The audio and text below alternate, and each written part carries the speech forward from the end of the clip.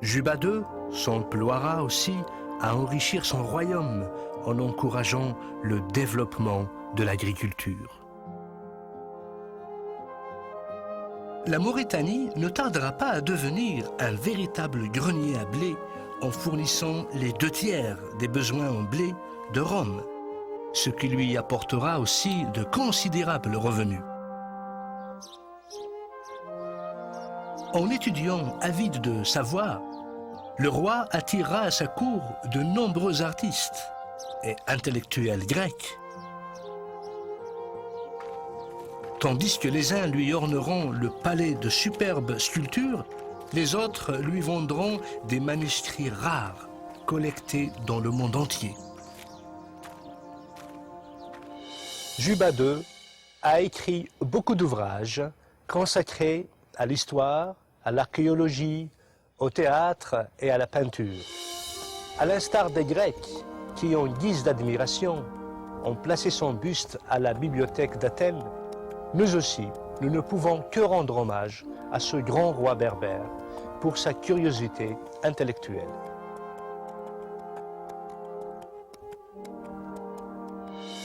Destin fabuleux et admirable que celui de ce jeune prince berbère, prisonnier des Romains, qui a su plier sa destinée pour devenir l'un des rois les plus brillants de son époque.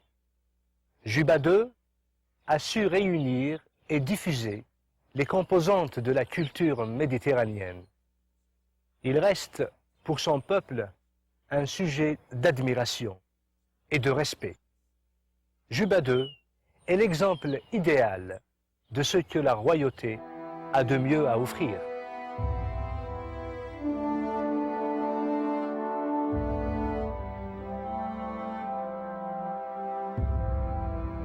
Avec la présence romaine en Afrique du Nord, le christianisme atteint les populations berbères pour jouer un rôle majeur dans leur histoire. Cependant, les Romains ne tolèrent pas la foi chrétienne. Ils considèrent cela comme une menace à la stabilité de l'Empire.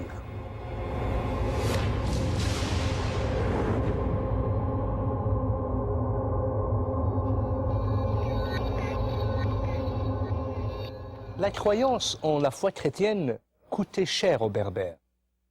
Persécutés, torturés à mort, les Berbères comparaissaient quasiment tous les jours devant les tribunaux romains. Décapités, livrés dans les amphithéâtres aux bêtes féroces, brûlés, crucifiés. Malgré tout, les Berbères chrétiens sont restés fermes dans leur foi.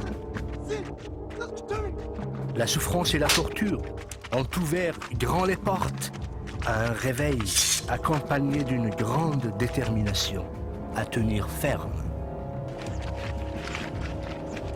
Ainsi, les Berbères ne vont pas uniquement donner un grand nombre de martyrs à la foi chrétienne, mais aussi la crème des philosophes et des penseurs qui vont par la suite consolider la chrétienté et défendre la foi face aux persécuteurs et face aux hérésies.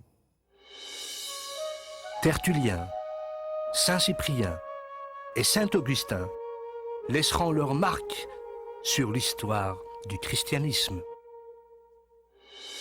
C'est à cette période noire de persécution de l'Église en Afrique du Nord que naquit à Carthage Tertullien.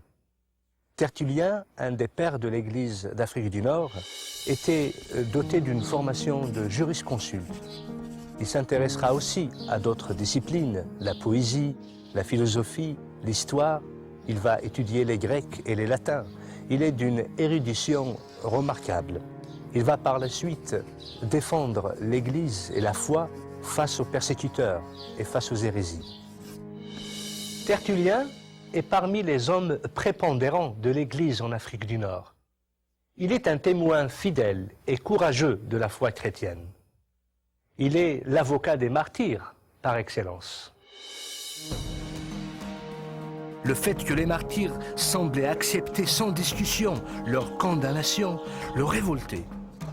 Il rompra avec cette soumission passive et contribuera ultimement à la défaite du paganisme. Tertullien se révoltera d'abord contre un paganisme d'État, intolérant, qui refusait le droit de citoyenneté aux chrétiens.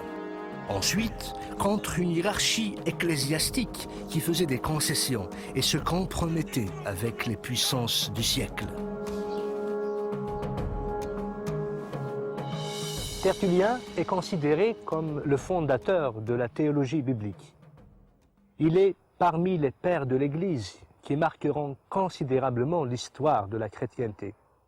Il est à la fois apologète, enseignant, moraliste et théologien.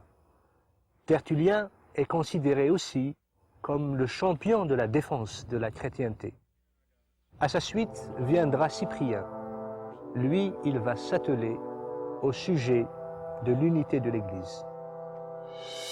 Cyprien est issu d'une famille de la haute bourgeoisie carthaginoise. Enfant de païens, il défendait l'idolâtrie. Il jouissait aussi d'une fortune personnelle considérable. Après avoir complété son éducation, il devint un rhéteur et un maître éloquent, incontesté. Sa renommée grandit dans la cité carthaginoise. Il est aussi un avocat de métier. Cyprien de Carthage mena une vie de très haut niveau. Il aimait les luxes et les plaisirs de la vie. Il entretenait des relations d'amitié avec la plupart des notables de Carthage, avec lesquels il gardera fidélité pour longtemps. Ce rhéteur remarquable, très riche et mondain dans sa vie, ne finira pas d'étonner la haute société carthaginoise lorsqu'il se convertit au christianisme.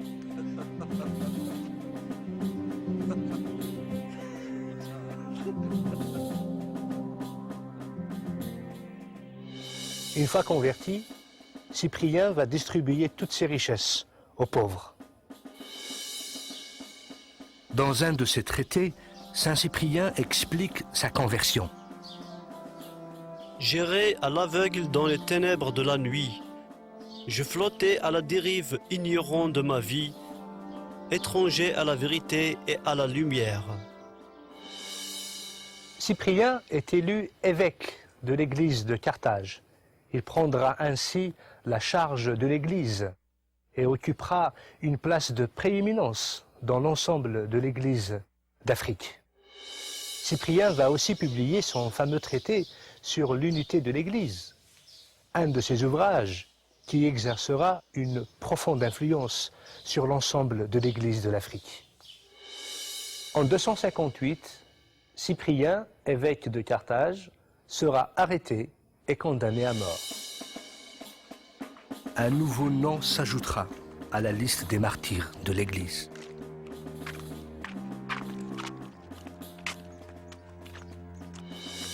Lorsque Constantin devient empereur de Rome, il manifestera une attitude bienveillante envers l'Église. Ainsi, la religion chrétienne, devenue officiellement une religion de l'Empire reconnue, la persécution envers les chrétiens va cesser.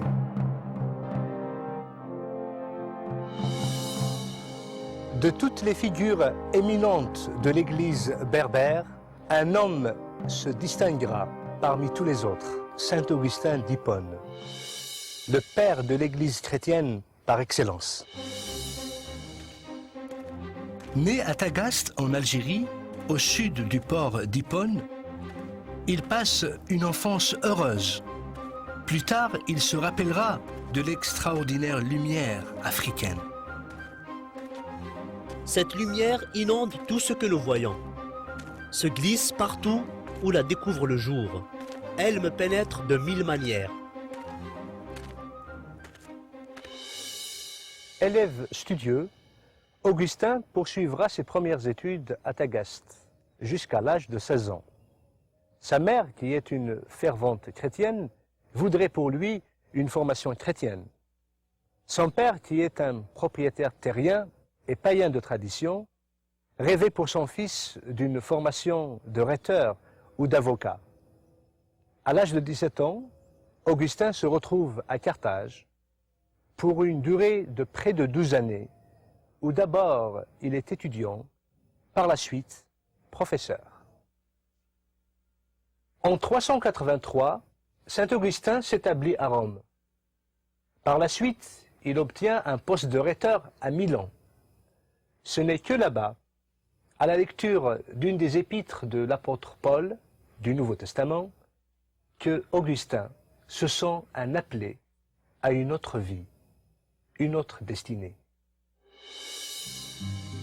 Élaborant ses dialogues philosophiques, saint Augustin poursuivra sa marche sur les sentiers de la vérité. Un an plus tard, il est baptisé à Milan. Cet heureux événement marquera pour lui l'engagement à la vie parfaite. C'est ainsi qu'il condamnera désormais sa vie antérieure.